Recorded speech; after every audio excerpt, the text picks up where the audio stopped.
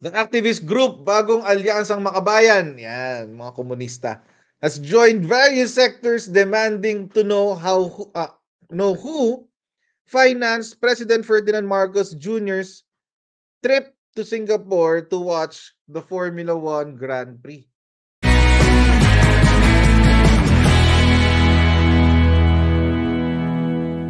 Hello everyone at welcome po sa ating channel. This is Coach Jared today. At maraming po salamat ulit sa inyo po patuloy na pagsuporta. At kung hindi niya pa po nagagawa, please click subscribe sa ating Coach Jared YouTube channel. Ayan, subscribe po kayo dyan. At meron din po tayong Facebook page. Pa-click na rin po yan. Pa-follow tayo doon, no? Coach Jared din yung Facebook page. And then, mga kaibigan, as mentioned earlier, tayo po ay naka-shadow ban.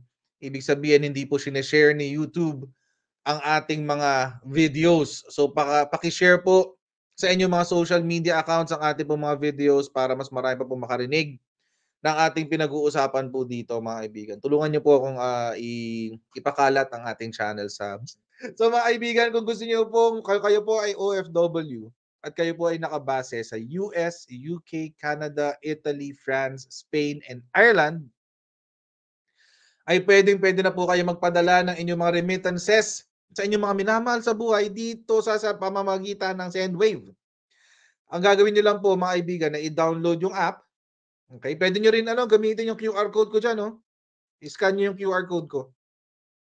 Pagka-download niyo ng app, mga kaibigan, mag-rehistro kayo. At pag nag-register na kayo, pwede na kayo magpadala sa GCash, cash pickup, at iba't iba pang bangko sa Pilipinas. At mga kaibigan, pag nag-register kayo, huwag niyo naman pong kalimutan, gamitin ang aking promo code na Coach Jared. Paggamit naman yung aking promo code. Bakit? Para po magkaroon kayo ng $10 free credit. It's for you. Yung paggamit nyo po ng promo code ay para sa inyo, hindi po yan para sa akin. Yung paggamit nyo po ng promo code ko ay para sa inyo. Para meron kayong credit sa inyong unang-unang padala. So mga kaibigan, gamit po kayo ng Sendwave kung kayo po ay nasa US, UK, Italy, France, Canada, Spain, at Ireland. Okay, gamit po kayo ng Sendwave sa inyong mga pagpapadala. Lalong-lalo na magki-Christmas at ang aming hiling sa Paskong darating, alam nyo na. Alam mo, karelasyon to si Renato Reyes eh. Well, alam naman natin mga kaibigan, balik tanaw tayo ng konti. Balik tanaw. So nagpunta nga si PBBM sa Singapore noong weekend. And then 2 days ago, may nilabas po na komento si bagong Executive Secretary Lucas Bersamin. Ito, balita ni Inquirer.net. Siyempre, pag Inquirer, it must be biased. Okay, sabi niya, who funded President's trip to Singapore? Palace says that's irrelevant. Hindi na mahalaga yan. Si Lucas Bersamin ay dating Chief Justice. So pag sinabi niyang it's irrelevant, it's irrelevant. Newly appointed Executive Secretary Lucas Bersamin on Tuesday said it is irrelevant whether President Ferdinand Bongbong Marcos Jr.'s trip to Singapore to watch the F1 Grand Prix race was paid for by private funds or government funds. Well, sabi niya, wala kaming direct knowledge kung paano ang funding niyan. But I am sure if that was the trip of the president, you do not need to be too particular about where the funds were sourced. Kasi he was still performing his job as president when he was abroad, although that is not an official state visit. Tapos ito pa dinagdag niya. Now, whether it was a fully paid trip or not is irrelevant. Hindi na raw mahalaga yan. Ngayon, sumagot dyan si Renato Reyes. Tapang nito no? Wala namang nabubuga. Ito si Renato Reyes. The activist group Bagong Alyansang Makabayan, yan, mga komunista, has joined various sectors demanding to know who financed President Ferdinand Marcos Jr.'s trip to Singapore to watch the Formula 1 Grand Prix. The president's activities, when funded by public funds, require proper disclosure. Really? Mandatory ba yun? May COA naman tayo eh. Hintayin nyo na lang yung COA report. Since when have transparency and accountability become irrelevant? They are public officials, they are not the monarchy. Sabi niya. Hindi naman kayo hari-harian. He then pointed out that Marcos was also joined by his family members. Some of them are also government officials who, Reyes said, are subject to inquiry by the public. Yan. How much did they spend? Where did they stay? How many guests were paid for? Was the spending prudent considering the government's fiscal situation? All these deserve answers from the government. Yun. Talaga hanggang sa detalye ng kung saan sila tumuloy, ilan ang binayaran, etc. etc. Mga kaibigan, ito po ang punto kasi yan. Ang gusto ko nilang palabasin, ganito. Alam nyo kung paano nila ginagamit ang salin? Di ba nung panahon ni PRRD, yung mga aktivista, ang gagawin nila, mag-disclose ka ng salin mo, etc. etc. Whatever, whatever. Bakit? Kasi gagamitin nilang pambala yan. Ipangbabala kasi nila yan. Gagamitin nila yan na pangpuna at pangsita sa administrasyon. Ngayon, para makakuha sila ng makakuha sila ng dokumento para pangbato at pangsita at pampukol sa ating administrasyon, ipe-pressure nila ang ating gobyerno na maglabas ng impormasyon. Kasi hindi naman nila pwedeng hingiin yan sa Office of the President eh. Kaya itong si Renato Reyes, kating-kati siya na magsalita. Kaya pinupuwersa nila ang gobyerno na magsalita tungkol sa mga ginastos. Kasi mga kaibigan, tingnan nyo yung tanong makikita mo yan sa COA. Pag nag-audit ang COA, makikita yan lahat. Bakit? Kasi magpapakita ng resibo eh. Lahat ng public funds, syempre may procurement yan, everything. Mahigpit yan. Hindi madaling makakuha ng budget sa gobyerno. Susulat pa yan sa kung saan pa mga departamento. Mahigpit yan. Hindi yan basta-basta makakuha ng budget. So, kapag nag-COA audit, maglalabasan ng resibo. Maglalabasan ng mga ticket. Di ba? Maglalabasan ng expenditures. Siyempre, kailangan magtali. Kailangan mag-match yung mga resibo sa naka-record na gastos. Pag walang resibo, malamang may katiwaliang naganap. Kasi mga kaibigan, ang gusto talaga nilang gawin dito ay maghanap ng butas or maghanap ng ipupukol sa ating admin. Naghanap ng bala. Hindi sila makakuha ng bala, mga kaibigan eh. Hindi kailangan mag-report ng ating administrasyon sa what do you call this?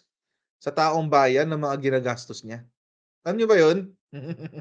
Hindi niya kailangan gawin 'yan. Kapag siya po ay nag-report sa taong bayan, yun po ay what do you call this?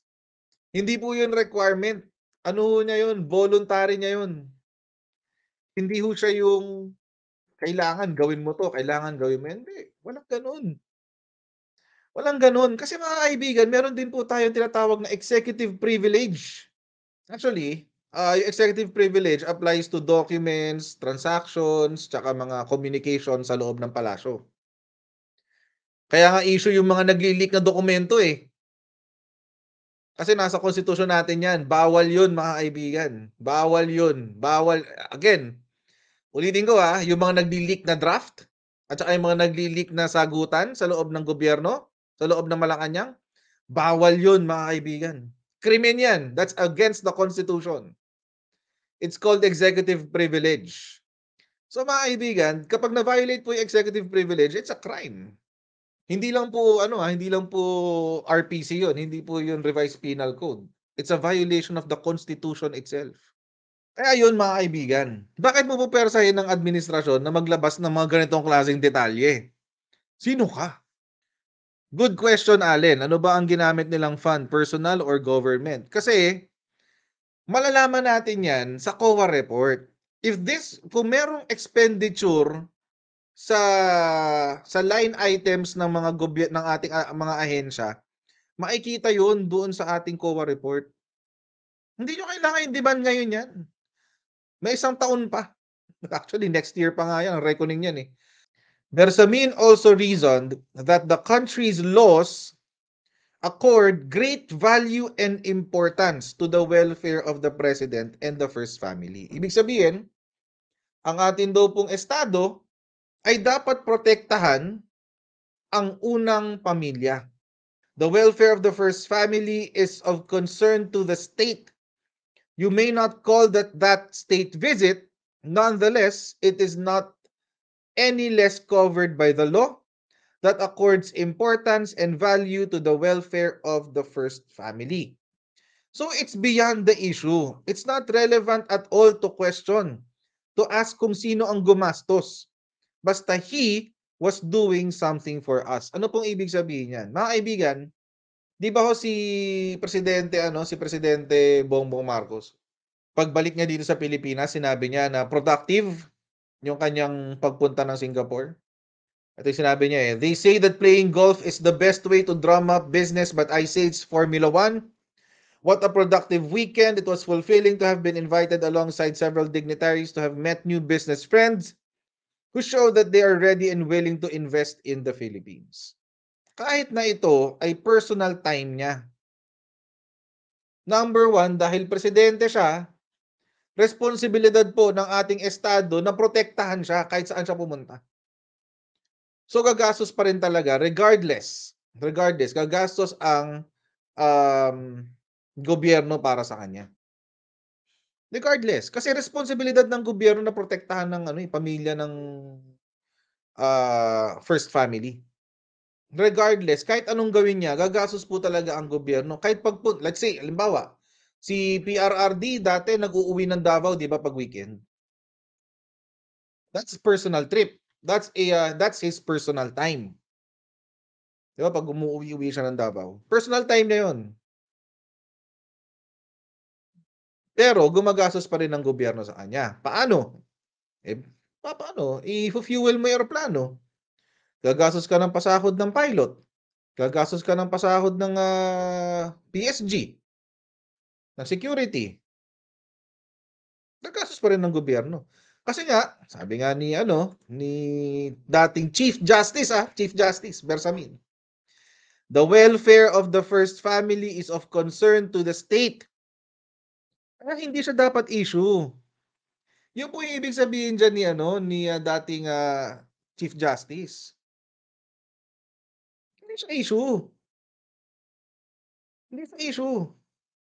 Kasi regardless kung personal time yan or government time, nagbabayad ka pa rin dahil kailangan mong protektahan ang ating Pangulo.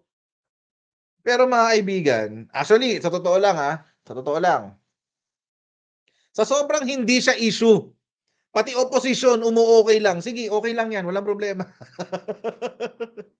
Pati opposition. Pimentel stressed that even other world leaders, past and present, in Western countries, just like in the United States, did take some days for them to hibernate and refresh for their respective well-being. Ang masasabi ko lang siguro ay tao naman tayong lahat. Even ang US President meron po siyang break. Ganyan na lang din po ang attitude natin sa ating mga leaders. Bigyan natin ng mga periodic break. Ito kay Lenlen dati. Halimbawa, nung nagpunta siya ng Turkey pagkatapos ng eleksyon, elected official pa siya nun Vice President pa siya nun, if I'm not mistaken. Kasi June 30 yung pagbaba niya June 30 siya bababa Ay nangyari yon sometime May yata, May or mid-June. Basta may mga biyahe siya. Kinwestiyon ba yan ng mga aktivista? Hindi. Yung pagpunta niya sa New York nung gumraduate yung anak niya, is that sometime May 17 mga kaibigan, tindi nito. Ang tagal niya sa States, mga kaibigan. Napakatagal niya sa States. Elected pa siya niyan. Hindi pa siya nababa ng ng pagiging vice-presidente. Nag-asyo na napakatagal. Anong pondong ginamit dito? Sige nga. Pwede rin ba kami magtanong? Anong pondong ginamit dito? Kay Lenlen. Noong nagpunta siya ng States, sarap buhay, nangangat buhay. Pero wala silang issue. Walang issue, di ba? Hindi naman natin narinig na nag-rally sila para sabihin kay Leni Robredo, Leni, pakita mo yung expenses mo. Sinong pumondo niyang biyahe mo? Elected vice president ka pa. Walang ganon, friends. And again, tulad nung sinabi ko po nung linggo, mga kaibigan, babalik ko po yung tanong. Tingin nyo ba hindi afford ng first family pumunta ng Singapore? Tingin nyo ba hindi nila afford yan? Si FL was a lawyer, a practicing lawyer for a long, long time with her own firm. May sarili siyang firm, mga kaibigan. Ito lang just to give you a perspective. Perspektibo lang, mga kaibigan, ha. Ang acceptance fee po ng isang abogado, mahina ang 300K. Swerte ka na pag nakakuha ka na ng 200K. Acceptance fee pa lang yan. Wala pa dyan yung ibabayad mo kapag merong pleading, pag merong hearing, etc. etc. Hiwalay pa yon. Retainers. Mahina ang 50, 60K na retainers sa isang abogado. Private pa yun, ha? Mag-isang tao lang yun. Tingin nyo, hindi nila afford yan? And of course, President Bongbong Marcos. Marcos! Di ba inaasar nga tayo mga loyalista? Talyano Gold. Kasi sobrang yaman nitong pamilya na to. Oh, bakit nangungulit si Baba? Kasi mga kaibigan, gusto nilang may ipanghabla. Malversation of public funds. Article 217 ng RPC. Yan po ang gusto nilang palabasin. Yan. Kasi mga kaibigan, ito po yung Article 217. Any public officer who by reason of the duties of his office is accountable for public funds or property shall appropriate the same or shall take or misappropriate or shall consent or through abandonment or negligence shall permit any other person to take such public funds or property wholly or partially or shall likewise be guilty of the misappropriation of or malversation of such funds or property shall suffer. So, ibig sabihin, mga kaibigan, simply put, sa Article 217 po, sinasabi na kapag ang isang opisyal, public officer, nagagamit ng pondo or resources, mga kotse, eroplano, etc., etc., na sa hindi tamang paraan ay magva-violate ng malversation. Anong gusto nilang gawin, mga kaibigan? Malamang sa malamang, itong si Renato Reyes, kaya niya pinupwersa na magsalita ang Malacanang sa kung sino ang gumastos dahil gusto nilang ito ang makuha. Tingin nyo ba ganun katanga si Malacanang para bumigay sa gusto nyong mangyari? Naghahanap kayo ng ebidensya sa gusto nyong ihabla sa Malacanang? Halimbawa lang, magsalita ang Malacanang, sabihin, ang ginastos dyan ay private funds, they spent mga 100 million ng kanilang pribadong pera, ganyan-ganyan, kaya walang kaso. Wala kang kaso sa malversation. Wala kang kaso sa COA. Pero ang papaikutin dyan itong mga aktivista na to na wala nang ginawang mabuti sa buhay nila, sabihin nila, yung 100 million na yan, pera yan na ninakaw ng mga Marcos, ganyan-ganyan, whatever, ganyan-ganyan. Ganun. Wala kang tamang sasabihin dyan sa mga yan. Lahat ng sasabihin yan, pag lahat ng sasabihin mo dyan, puro mali. Kaya mas maganda na lang, mo muna na sila pansinin. Kasi, ulitin natin, it's beyond the issue. Kung private funds yan, walang issue yan sa gobyerno. Please click subscribe po dito sa ating YouTube channel, Coach Jared. Paki-follow na rin po tayo sa ating Facebook page. Coach Jared din ang pangalan at see you again tomorrow on our next Coach Jared Live. Right? Bye everyone. I'll see all of you tomorrow. Bye!